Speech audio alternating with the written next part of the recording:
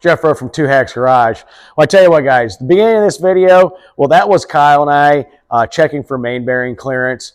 We checked that 455 crank out because this is the 455 that came out of the Big Green machine, and it was fine. We got that all polished up, ordered some parts, got the cylinders honed, and we're ready to start assembling the short block so we can get out the door. So the best way to do that, guys, since this has been line honed, we measured the crank with a micrometer, and we went through here, put the caps on, torqued them down, had the bearings in there, did a whole bunch of good race math. That's why everyone's got to pay attention in math school. I reiterate to that to my son all the time, but that's what we did at the beginning of that video. And while we did that, Kyle and I were talking. The other part about this is, guys, what we're going to be doing tonight is rear main seal. While factory rear main seals back in the day were the rope seals, and those were great, technology has changed, and we're going to show you on this one of how to install a rear main seal. This is a specialty one. I'm not reading notes. I kind of am, but this one came from BOP, and Kyle ordered this especially because of this engine. It has been line honed. It's got billet main caps. Things have changed, obviously, with this engine block, and we want to ensure whoever gets this engine, it doesn't have rear main seal problems. It's just not as simple sometimes as buying a rear main seal, setting them in there, putting them in there, crushing them. There is a couple little things that you do need to look out for. You do need to measure and possibly do some changes.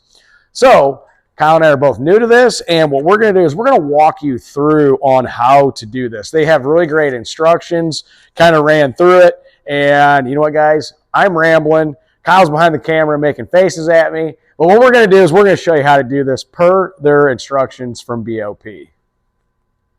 All right, first off, guys, the one thing you do want to do is you want to make sure all of this is all cleaned up, nice and clean, especially here in the grooves, because this is the rear main seal groove. You want to do that also with the main cap that's on here. Make sure all that is debris-free, grease-free, clean-free, all that fun jazz. The 455 is a 3 1/4 inch main, and if you notice here, it's got these little marks in here that are drilled and machined in there. That was for that rope seal. We're going to go over a step that involves those. But yeah, there is a difference between this groove here on the 455 and the one on the 400. If you notice here, that one's pretty wide, and Kyle's over here right now. He was doing some measuring. If you were to look at the 400 block, it looks to be the same design and all that. However, this channel here on the 400 is about 50 thousandths thinner between that groove right there. So that's about 50 thousandths smaller in there. So yeah, there is a little bit of difference in that groove. That's why we're really taking the extra step with the 455 block. 3 inch main, 50 thousandths smaller in this channel, a little bit tighter fit, and the 455 is 3 1/4 inch main, and it's about 50 thousandths larger. All right, so first off, we got this from BOP Engineering, obviously Buick, Oldsmobile, Pontiac. It is a Viton seal. It's a 2-piece. They do make a 1-piece. We went the 2-piece style. It's labeled really nice. I know, like, sometimes people, they look at the end here and like, oh, well, I forgot which way it goes. This is actually labeled here, flywheel side. So looking at the instructions, what this talks about is that this needs to be set in the groove like you normally would. And I know in a lot of cases what a lot of people do is they center that up and they take the next one and they squish it over. However, there's a consistency with the rear main seal, and you want to make sure that this actually stays as a circle. And if you put the other one in there and kind of crush it down, that can kind of oblong this, and you might have a gap between your crankshaft and the actual seal itself. So what we're trying to do is to make sure this seal is stay at a circle the whole entire time. And BOP has actually done a lot of research on it. They've been selling this product for over 25 years. So per the instructions, what it's saying is, if you look close here, how that one's raised up a little bit, what you're going to do is you're going to actually get that flush on one side. So what we're going to do, Kyle, if you want to flush in that side up real quick, sure. And we're going to, actually, you know what? Make that side flush. Okay. And so he's going to make sure that's flush. I'm going to push up a little bit and go ahead and push that down and make sure that's like that. And what he's going to do is that's sticking up a little bit. Now, per the instructions, the amount protruding should be 20 thousandths plus or minus 5 thousandths. So anywhere between 15 and 25 thousandths, we're good to go. So Kyle's got a feeler gauge of 25 thousandths, and he's been looking at that. So right now, that one right there is exactly 25 thousandths. Off camera, just to learn what we're doing, we already took care of this one. So what you need to do with that is, if it's actually more, what you do is you take your seal out, and on the back side here, right through here, you actually, with fine sandpaper or a belt sander, if you're kind of new to this like Kyle and I, we did it by hand, what you're going to do is you're going to take a little bit of sandpaper and you're going to go along here and you're going to shave off evenly 5 thousandths. And then you're going to put that back in there and you're going to remeasure. So Kyle used 240 grit on that lightly and just evenly went and sanded that. And then what we did a little bit at a time, just kept on measuring. Now, if it's less than the 15 thousandths, because that's our minimum on here, ideally it's, between 20,000 plus or minus 5. But if it's less, what you're going to do is you're going to use like a MIG wire for welding and like a thin one, and you're going to actually use that as a shim in here. Luckily, we didn't have to go that route. All we were able to do here is a little bit of sanding on that and get that to fit. Now, what you're going to do is you're going to do the exact same thing to the actual main cap. In fact, Kyle's got that set up. Let's go check that out. All right, so Kyle gently put the rear main cap, obviously you can see, in a vise with a little towel here to keep that safe. But what he did here is he took the rear main seal and he put it in the channel. You got to remember, this is all got to be debris-free and nice and clean. So what he did is he put that in there, and we're going to level one side up and make sure that's nice and level. We're going to push down, and we're going to give that a measure real quick. We can tell that one's sticking out quite far, and his feeler gauge right now is at 20 thousandths, and it's quite a bit over that. Yeah, so if we go up to, what do we got, 32 thousandths, high as this gauge goes, it's still a little bit over that. It's still protruding, so like Kyle said, his feeler gauge goes to 32 thousandths. We want maximum of 25 thousandths. So we know that this has got to be shaved down. So what Kyle's going to do is he's going to take that rear main seal, and he's just going to take some sandpaper, and we'll watch him do it, and he's going to lightly sand over that so we can get our desired amount. You can do it with a belt sander. However, we're newbies, and we want to make sure we're not taking too much off. So all he's going to do is lightly go over that whole entire thing and give it a sand. Yeah, it doesn't take much here. And luckily, with this Viaton rubber, I can kind of watch as it's taking a little bit off. So I have a good feeling that I'm keeping it somewhat even as I do it. It doesn't take a lot. Because our whole goal is to make sure that inner lip seal that's going to mate with the crankshaft stays a perfect circle. That's how you get those to seal correctly. What you want to do is make sure that it's sealing here and here, obviously butting the ends together. But the actual circle itself that does mate to the crankshaft per se, you want to make sure that little bit of a seal is a perfect circle so it doesn't leak. We talked to Wade from BOP on this design, had a lot of good insight on it. And like I said, they've been producing this seal for over 25 years. And this is a very successful method to making sure your 455 and 400 rear main seals seal correctly. Not only that, is they do have seals for a lot of other engines, but since we're working on Pontiacs, that's what we're going to focus on. So Kyle's going to sand on that just for a little bit. And like I said, it doesn't take much, and you kind of want to check occasionally and see where we're at.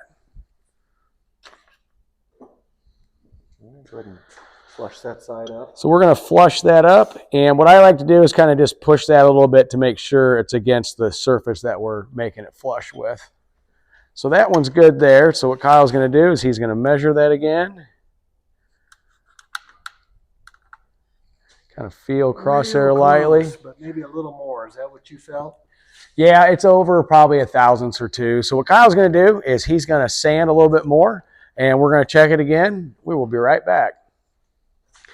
All right, so Kyle sealed a little bit more. We're going to square that up. You don't have to press real hard, just enough to make sure that this is actually sitting in the channel.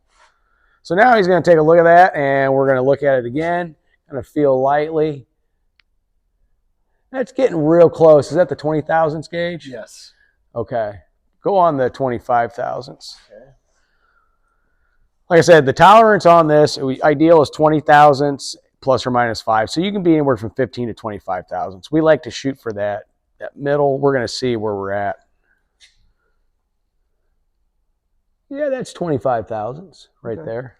Okay. So let's just take out just a fuzz more. So that's what we're going to do. Like I said, a little bit at a time, a little bit at a time. But you know what, guys? It's not too bad. So we're going to just go over it a little bit more and give it a shot, see where we're at.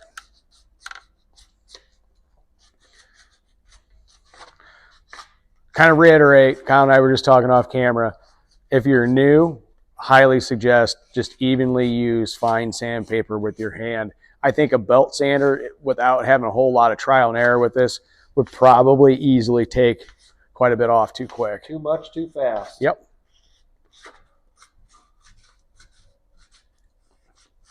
Of course, the guys at BOP might not mind that. Means they sell more seals. But it does have nice instructions here. It kind of walks you through all this, and it talks about it all. I'll put a picture of this at the end of it, but it talks about the benefits. It even goes into the science behind it for those of you guys that are super smart and paid attention in school. But with that, guys, what we're going to do is Kyle's about ready to do that, and we're going to get that done so we can proceed to the next step.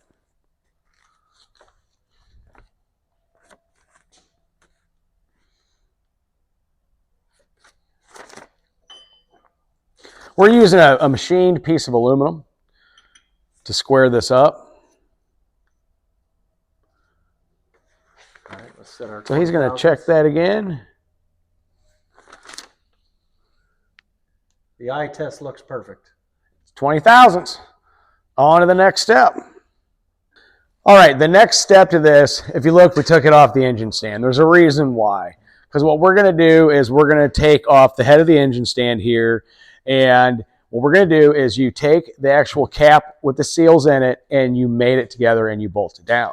And then you're going to look through the tunnel here and you're going to look for any distortion in the actual seal itself. You want to see the perfect circle.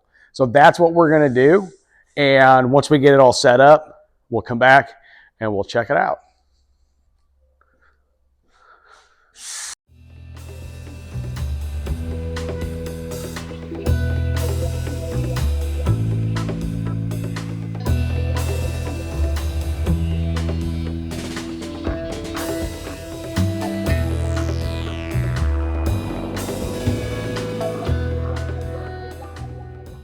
All right, so what we did there is we put the rear main cap on and we torqued it down to spec. What you're going to look for is you can see the seal here. And what you want to do, and it's kind of hard to see in here, but you want to make sure that that seal is a perfect circle, nothing protruding out, nothing smashed down. Like I said, it is hard to see that.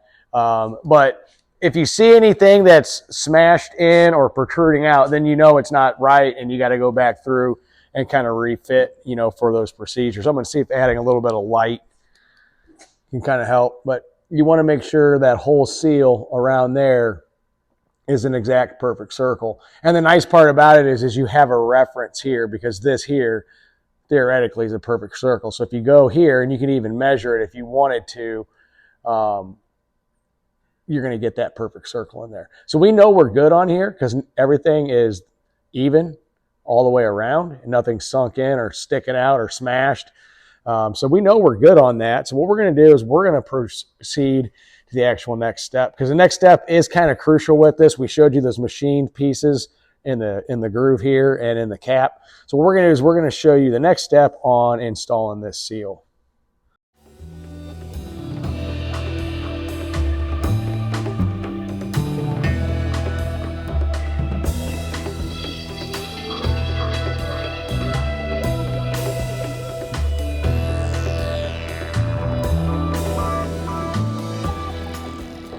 All right, so the next step is we took everything apart and you want to make sure you want to go back in here and clean all this out. I should have been a little more technical at the beginning of this, but you see the 4 holes there? Well, there's 2 here and there are 2, and there. Those are anti-rotation holes. That was meant for the original rope seals. You have to fill those holes. So what you're going to use is a high temp silicone or equivalent, and you're just going to fill those actual holes there. You do not want to get this whole channel full of silicone, and you do not want to, apply it to the back of the seal. It's just enough to fill the 4 holes on the block and on the main cap. And then from there, what we're going to do is we're actually going to install the crankshaft. I'll get to that in a minute. What you're going to do after that is, once you do that, this is the point of no return. You fill those 4 holes, you're going to put your seal back in there, and you're going to apply a very thin layer of silicone or anaerobic sealer. We're going to use silicone layer in this area right here. And what that's going to do is, you have your main cap's mating surfaces here, and we're going to put it on the main cap side. And that's going to create a little bit of a bond of sealant between the block and the main cap, so no oil comes from this way or anywhere and seeps out. It's just a little bit of added protection. And then what you're going to do is, you're going to, like I said, you're going to make sure your halves are in there in the correct orientation, which it's marked. And you're going to paste a very thin film of the high temperature silicone sealer at the ends of the seal halves. So even on the seal halves itself, just a really thin, I repeat, thin layer on that. Then you're going to do is, once that seal's in there, you're going to put a little bit of oil on that seal lip that mates to the crankshaft, and then you're going to stall everything. From there, it's putting the crankshaft in, torquing all the main cap bolts down to manufacturer spec. However, on this, since we're not going with manufacturer spec, to whatever ARP specs are. We know that this one back here, since it's a different bolt size and all that, it's 110, the rest of them are 140.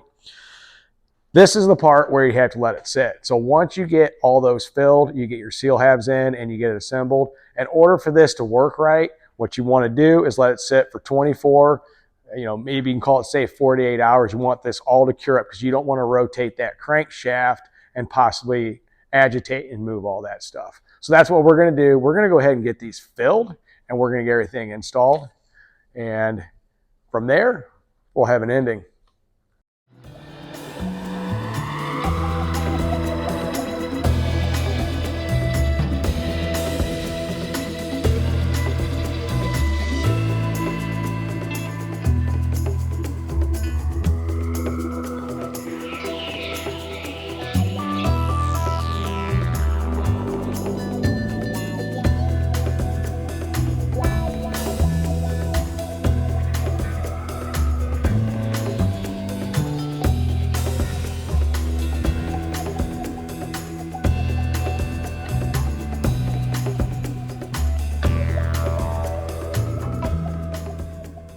All right, so what we did there is we used a Q-tip sparingly, and we got those holes, the anti-rotational holes, filled, and then we took Q-tips and cleaned out that channel. I got my little layer of high-temp silicone on each end, thin layer, and applied some light engine oil on that seal shaft. And we did the same thing over here.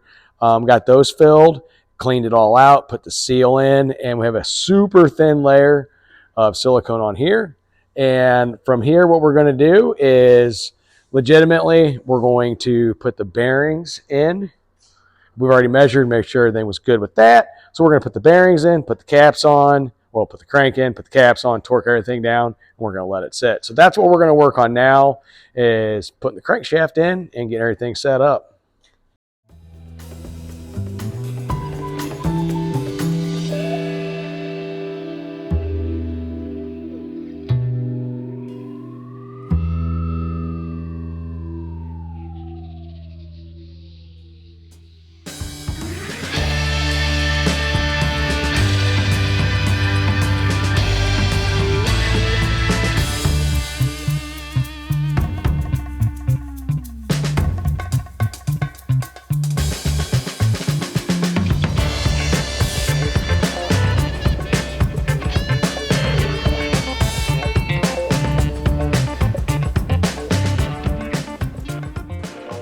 Well, there you have it, guys. A lot more to it when you install a rear main seal if you want it to properly seal. This 455, like I said, we're not going to use in the big green machine. With that being said, we're building this short block to go out the door, and whoever gets it next, we want it done right. So there you go, guys. BOP's rear main seal. Easy to do. Follow their instructions. And right now, well, you know what? We're going to follow the instructions. We're not going to rotate the crank. We're going to let it set up for at least 24 hours. But that being said, we probably won't get back on this engine until next week. So we'll have more than enough time for this to cure, get all set up so it has that proper seal. Like I said, if you follow the instructions and just do it as they say, you know what? It's going to work. And if you have any questions, you can call Wade at BOP. He's constantly at his shop and he'll answer the phone pretty much any given time. So yeah, there you have it, guys. Installing a Viton rubber rear main seal in a Pontiac 455. It's the same procedure as the 400 and other applications, but with this one, you just got to pay a little extra attention due to those anti-rotational grooves in there. And just always make sure when you're doing this, you're working with clean surfaces. I'm going to say it again, follow your instructions. Till the next one, 2X Garage, it's been fun.